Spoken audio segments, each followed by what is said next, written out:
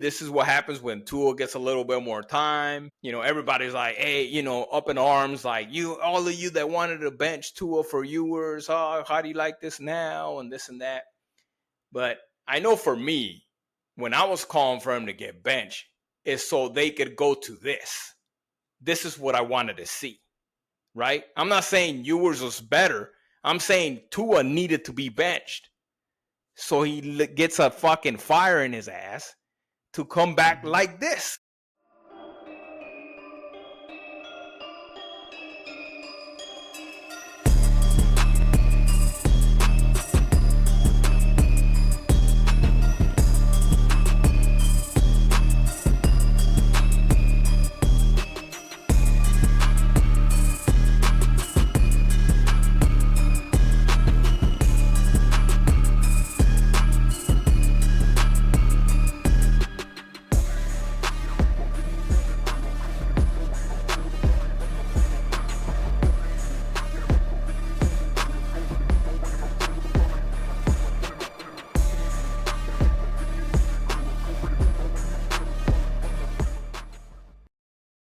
What's up, what's up, what's up? Fins, family, Fins Nation, Fins Up Nation, whatever you want to call yourselves. Danny's here with my brother Jules. This is Outside the Pod, Miami Dolphins podcast. A couple of brothers from Arizona, but we love the Miami Dolphins. We like to talk shit, talk about them. This week's a little different. Feels a little different. Yeah. I mean, I'm kind of lost for words just because it's a lot different than what we're used to.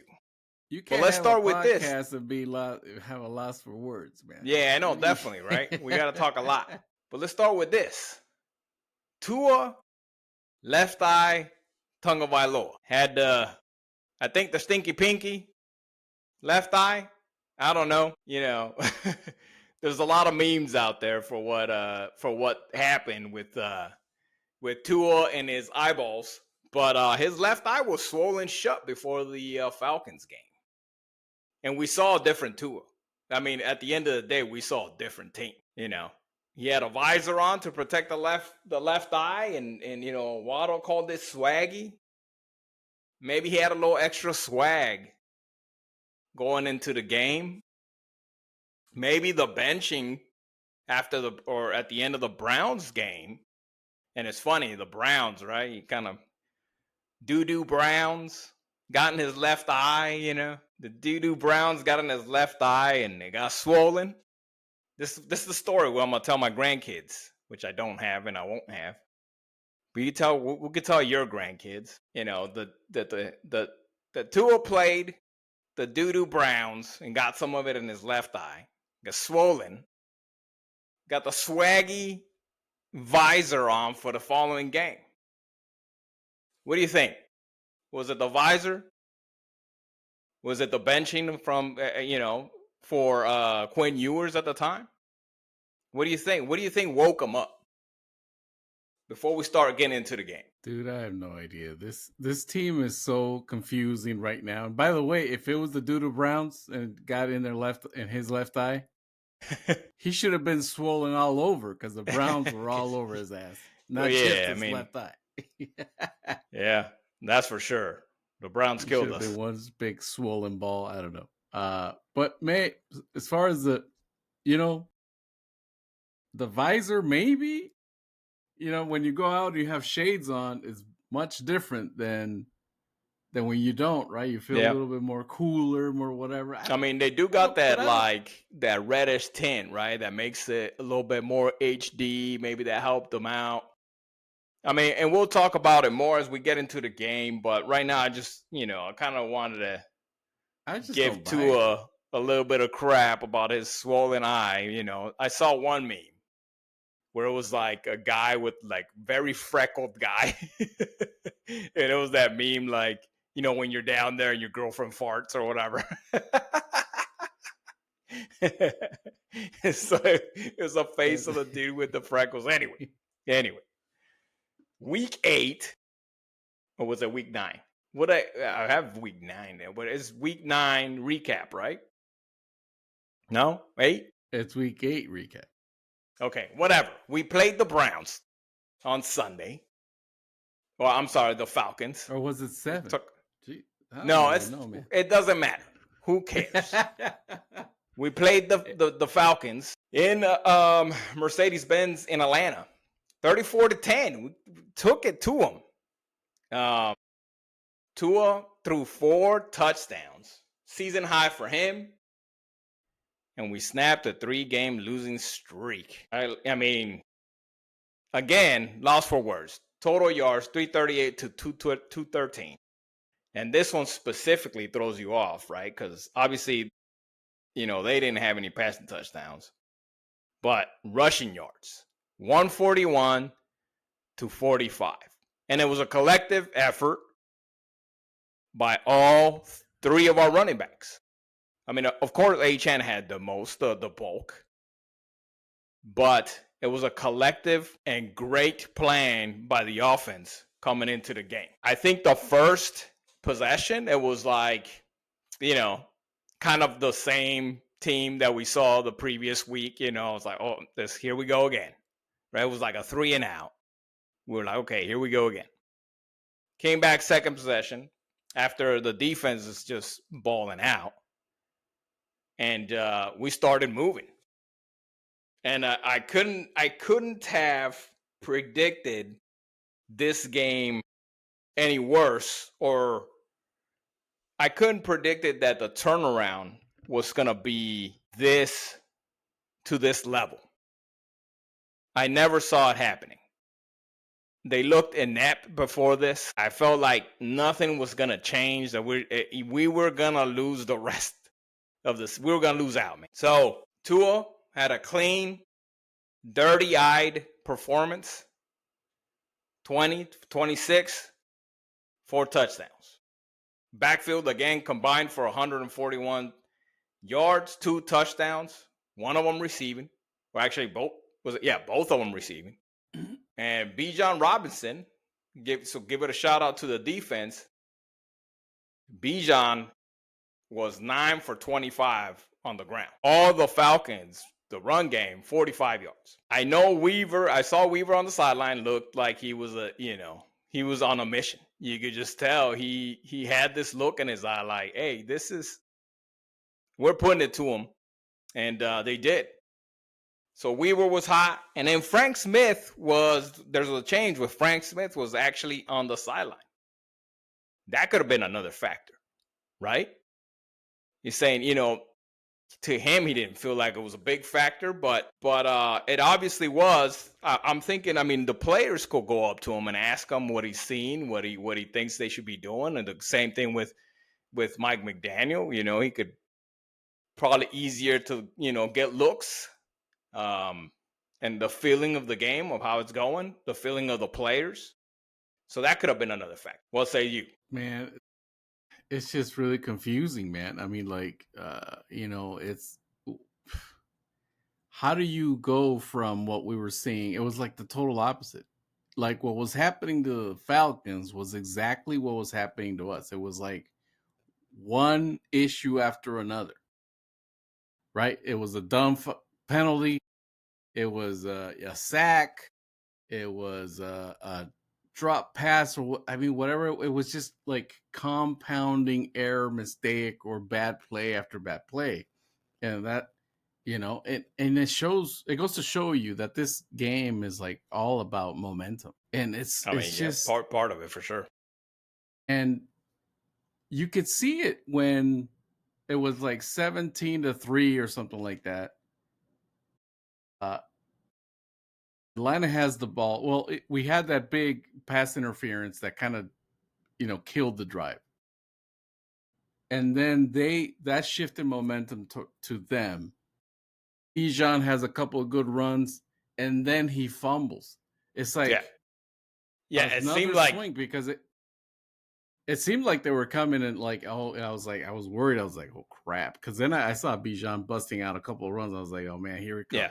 He had like one screen where he got like 15, 20 yards. Another run where he got like 10 yards. And it was that. You're absolutely right. All of a sudden, I'm like, ooh, I'm a little sweaty because they get Bijan started, and it's going to be a different game.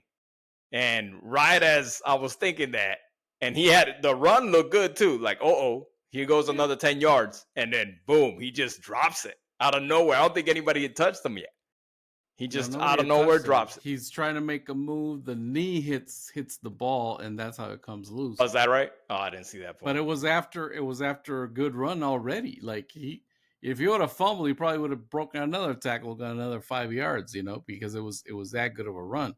And they were driving. They were getting close to scoring. That was at least a field goal right there. And for Atlanta, it must have felt good. Like that you could just feel the momentum swinging. And that fumble just killed them. And I think that's what had been happening to us before. Like it seemed like we were trying to give it, and then a bad penalty, a sack, yeah.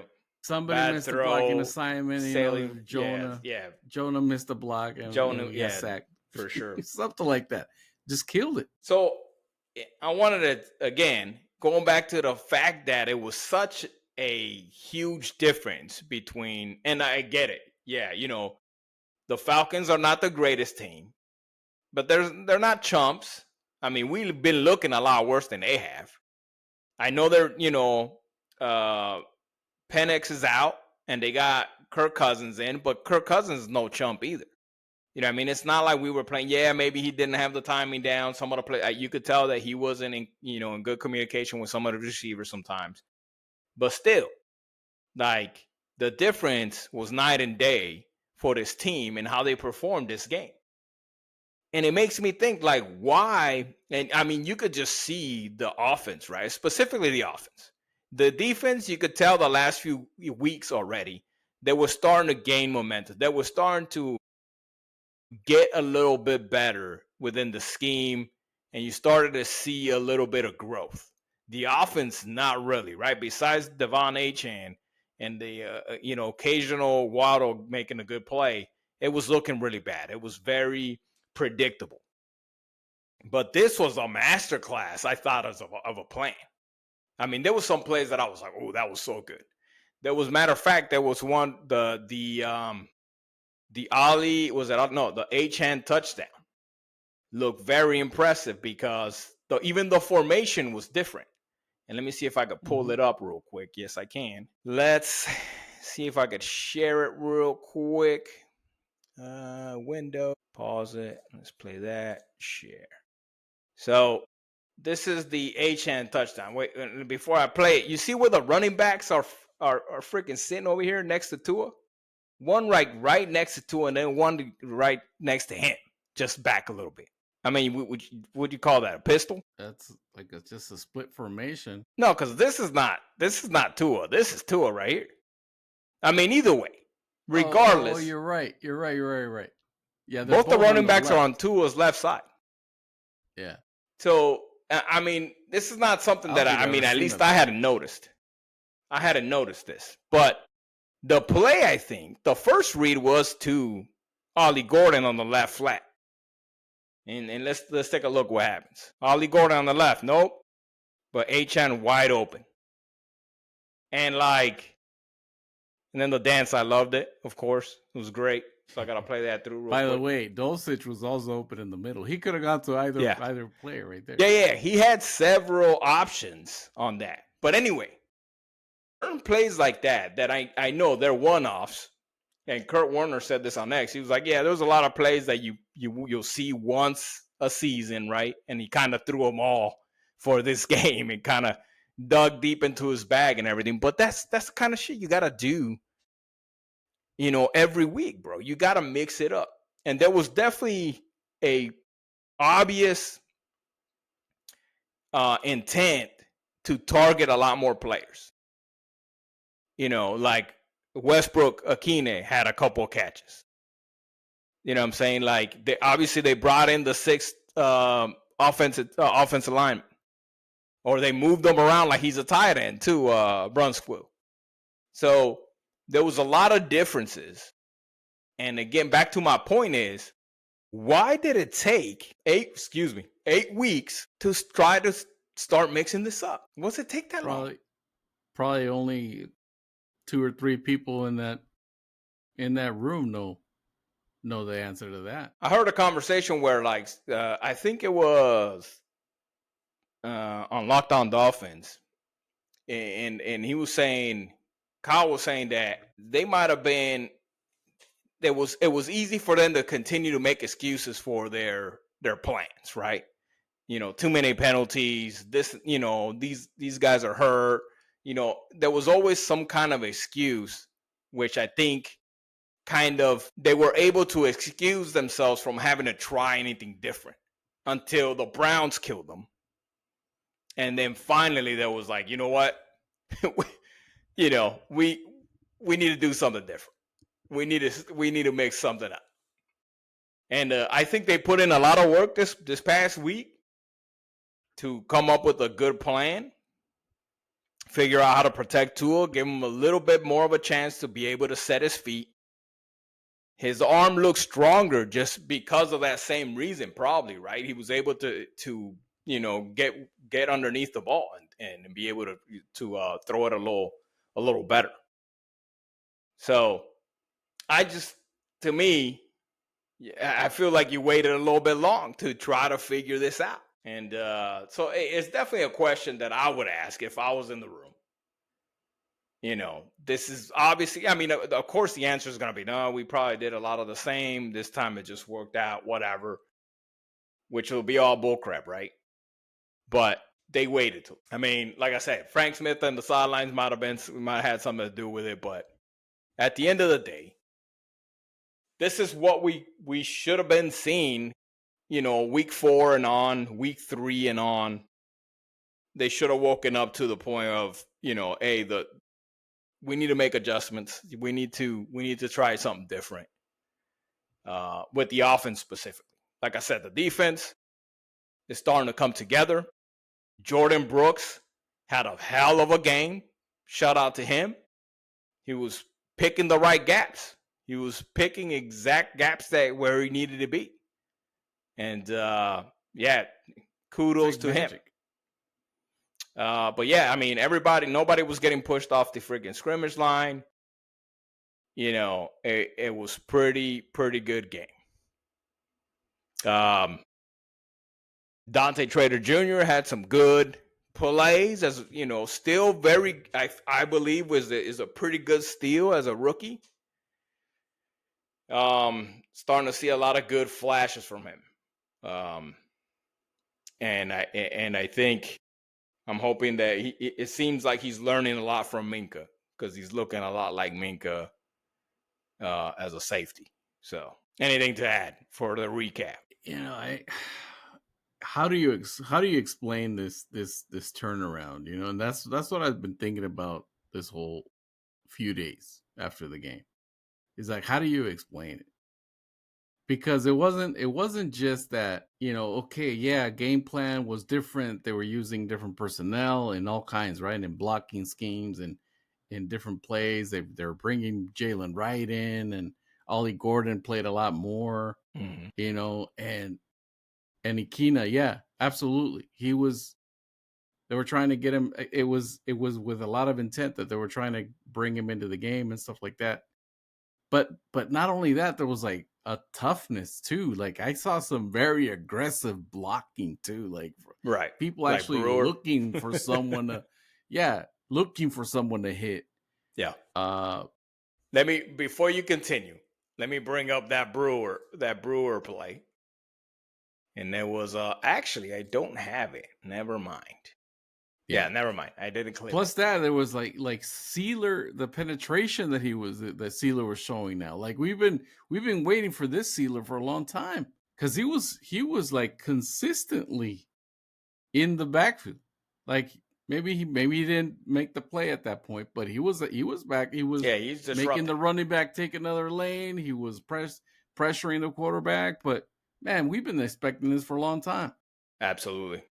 And then Tua, you're right about he knew exactly where he was going. It seemed like he had more confidence to him. He was setting his feet. He was throwing the ball with authority. There was some balls that there was some zip on him that we'd not seen this whole year. Yeah. And part of it, yeah. Yeah, go ahead. Well, I want to bring up this one. Zip on the ball on the run. And you probably already know which one I'm talking about. Yeah.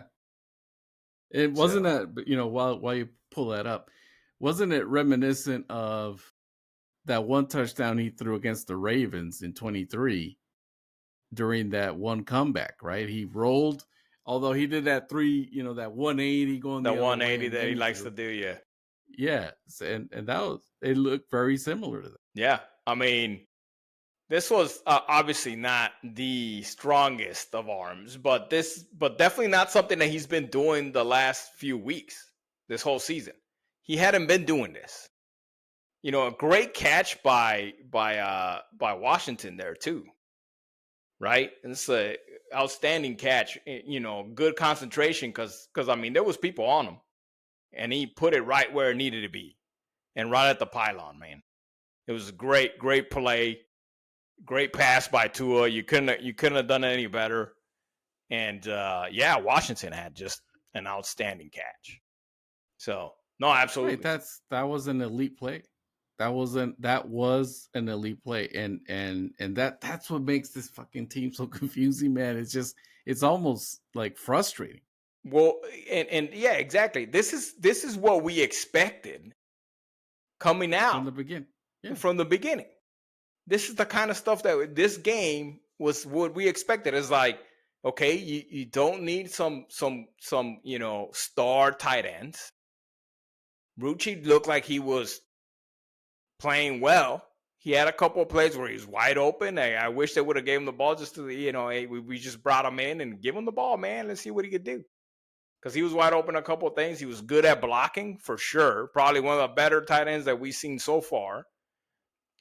Playing as far as pass blocking goes. So, I mean, I said, everything seems so much more buttoned up. What was that? No, I think I might have said Dulcich earlier, but I think it was Rucky there. Is it Rucci or Ruck? What is it, man? I don't know how to use it. It's like Rucci. I don't even know. I guess I have to find out. Well, his name wasn't really called at all, so. No, it wasn't. Yeah, man. So do you have a theory of what happens here? What? Well, no, I don't, man. Like I said, I'm at loss for words. There's not a lot that looking at X and everybody's like, hey, see, this is what happens when Tua gets a little bit more time. Everybody's like, hey, up in arms, like all of you that wanted to bench Tua for viewers, how do you like this now and this and that? But I know for me, when I was calling for him to get benched, it's so they could go to this. This is what I wanted to see, right? I'm not saying Ewers was better. I'm saying Tua needed to be benched so he gets a fucking fire in his ass to come back like this. You know what I'm saying? So he got complacent about his damn job.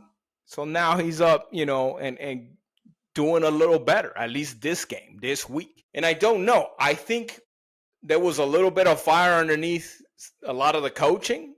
They probably, maybe they did. They were brought in to the office, right? To the front office, maybe by Garfinkel, baby, who knows? Dan Marino. Somebody was probably like, hey, come on in here, gentlemen. Let me talk to y'all real quick. You guys are like in your last little freaking, this is about to be the last straw. So you guys better beat the Falcons like a beatdown. All you guys are going to be out of the job. It probably happened. And they stayed up all week trying to figure it out. I don't know. I think it's more of that. I think it is more of that. Because you're supposed to have the ingredients as far as players are concerned. We thought we were confident that we have some very good players, running backs, receivers, quarterback, and then defensive line for sure, that they could win games, 10 games. We thought.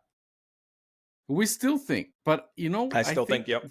The more I think about this and why this turnaround is because something did happen in the coaching and in the leadership somewhere, and I'm thinking it was McDaniel and the offensive defensive coordinators, the main guys in coaching. Something happened there. Because I think it's all about focus. It's all about focus. It's all about, staying true to your goals as a team.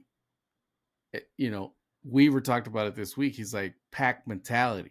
It's not, it's sometimes easier, to maybe motivate one or two players, but to motivate a whole, this is a 50 something man roster, man. That's so many people. And I think one of the things that you could do to motivate a whole bunch of people, like 50 people at once, is to involve more of them. So I think that's what it was, man. I think that involving more of the players in the game in different ways, and you saw them, because the offensive line, running backs, receivers, and then you saw also a lot of rotating in the defensive line as well, and in the secondary. You saw a lot of players you weren't seeing before. Sheffield and friggin', That's because Storm Doug got hurt, I think, when Sheffield went in. But either way, you could be right, yeah. Definitely the defensive line. I saw almost all of them. Some of the guys that you usually see just on special teams were coming out, like Bonner and, I don't know, man, but maybe not so much in the secondary, but everywhere else, it seemed like they were using a lot of players, rotating and shifting. I think that brings a little bit more of a unit and pack mentality, like Weaver was saying. I think it was more of that. And that just, I think, brought a little bit more focus to the players and more confidence, And this offensive scheme that McDaniel has is so sophisticated and it looks so hard to me, like for a lot of players to understand, a lot of that when something goes wrong, they just lose confidence. They just lose focus, lose confidence. And at the same time, when something does work, they start getting really super confident. And they want to do more. They want to do something different and a new wrinkle, let's try this other thing.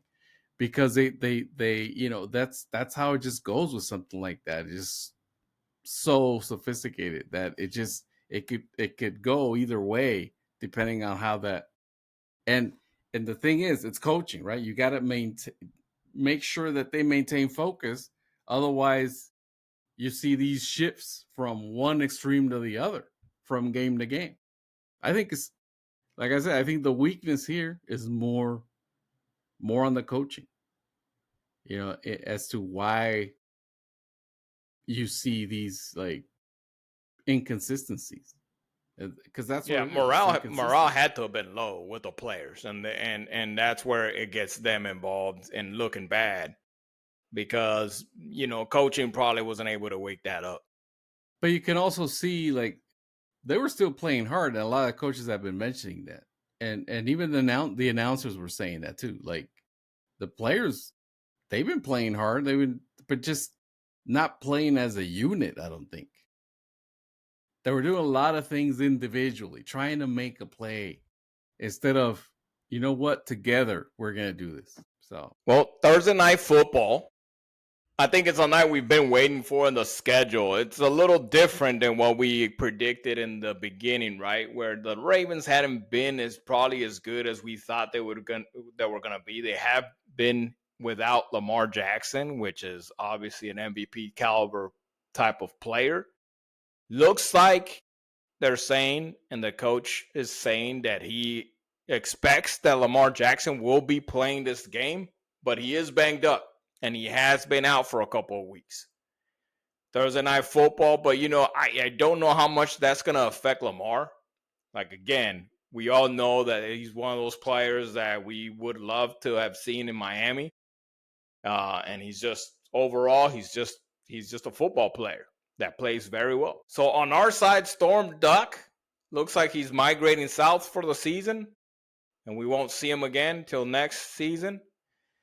But hey, we have been without Duck basically the whole season, so it's not too much of a difference. Other than that, it's your usual suspects on the IR or not participating. However, we are banged up with a couple of guys like Chubb, Minka Fitzpatrick, Dante Trader Jr. They all have injuries, but they are all expected to play. We're going to be dealing with Derrick Henry, so another good rushing attack, not only from the running back, but also from Lamar Jackson. So this is going to be another big test. Not sure how much Lamar Jackson is going to be moving around, but he has been tuning it down I think this season more than others, but he's still very capable of freaking explosive plays with his legs, and of course he can still throw the ball.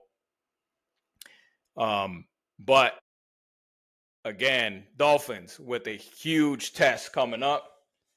And the defense, I want to talk about this real quick, is that the defense against the Falcons, they look like they could stop anybody. The coverage at some areas of the coverage were, I couldn't ask for any better. So not that I'm predicting a win here, but if only the staff, the players, can pull out another formidable execution as they did with the Falcons, there could be a chance. Whoever makes the most mistakes. Again, the Ravens are not performing to their normal standards, and we got the momentum, I believe. Lamar coming out of an injury for a couple of weeks, his first game back. So there's a lot of areas where we could exploit their weakness, maintain Henry to a, not so crazy, rushing attack. It's going to be hard. It's going to be tough. It's going to be a primetime game, which, everybody knows we have, sometimes trouble with. But yeah, I'm looking for the coaching staff, Mike McDaniel specifically, to come out with a plan similar to what we had going against the Falcons. I'll be honest, I'm curious. I don't have it, but I just thought of it now. I'm curious of how the defenses stack up between the Falcons and the Ravens. But I don't feel like the Ravens are the Ravens of the past when it comes to defense. And they haven't been for a while, but I think it's it's hard for me to say winnable game. You're right. I guess I don't believe that, especially because I'm not dumb enough to think that the Dolphins are turning around after just one game.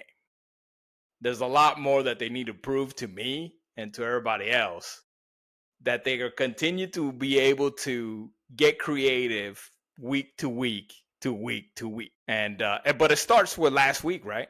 And it continues on starting with this week, and then Buffalo after that. What you got? Yeah, man, this is intriguing, right? Still, it's even though the two teams are 2-6 or whatever, are they 2-6 also, 2-5 or whatever? It's still intriguing. Lamar comes back. We don't usually do well against mobile quarterbacks. I think that having Cousins back there last week kind of helped a little bit, because we were really thinking of, Cousins going to come out of the pocket and run or whatever. So that kind of, maybe helps the game planning a little bit. But another great quarterback, Lamar Jackson, mobile, another great running back, Derrick Henry. It's going to be tough, man. Can we do the same thing that we did with Bijan against Derrick Henry? I don't know. I thought the Bears did an okay job of limiting him, under 4 yards of carry and stuff like that last week. So maybe there's something there. Of course, they didn't have Lamar, so again, maybe the Bears had a little bit more of a confidence as far as limiting the offense there. But still, the Ravens did pretty well. Even Snoop was running pretty well against the Bears as well. So I don't know, man. I don't. It's hard to predict again because we're so inconsistent right now that if we play like we did last week, yeah, I think we got a definite shot. But who's gonna show up? It's like a Jekyll and Hyde team, right? You don't know who's gonna show up right now. Is it Jekyll or is it Hyde, man? Right. It's like right. And yeah, I mean, the question here is, right? Was last week against the Falcons a fluke? Or have the Miami Dolphins finally got their head out of their ass and are they going to start to cook? So fluke or cook? Those are your two options. Right now, I'm thinking it was a fluke. It was a fluke. I'm fighting with it in my head, right? I'm wishing so hard to that they're gonna continue to cook. Then they're gonna cook the Ravens, but I just can't be that naive. And I feel like they're gonna get complacent again. They're going to try to run maybe similar to last week, but obviously you need to be able to, because the Ravens, knowing that the Dolphins have been trashed the whole season, they won this game, right? The first one was dumb. Okay, against the Jets, they suck. They're just worse than us, and they kicked themselves in the foot. Like, or they, they're the ones that freaking lost the game. We didn't really win it. So they're going to take this formula. They're going to try to run it again, and the Ravens are going to be prepared for it because they've been watching the tape. This is the Dolphins' only win. This is what they did. They're going to come out with the same crap. The Ravens are going to punch them in the mouth a couple of times. None of it's going to work, and they're going to throw it out. And all of a sudden, it's going to be freaking screens to Devon Achane until we die. Fluke. What say you? I hope not, man. I hope not. As a fan, you want to say, it's not a fluke, of course. And I'm hoping that's the case, that it was not a fluke. But the potential is there. We know, but there's still inconsistency. There's loss of focus. There's loss of motivation or whatever that happens within this team. And like I was saying earlier, it's because of the coaching, man. Because our coaching can't maintain that. It's not sustainable under this coaching staff. And so I'm afraid that you're right, that it's fluke. It's a fluke because when you don't have the right coaching, then this is the product. Inconsistency. I hope we're Go ahead, sorry. Because no, I was just gonna say, like, comparing it to other teams, and I'm not saying like fucking Tua's Mahomes or anything like that.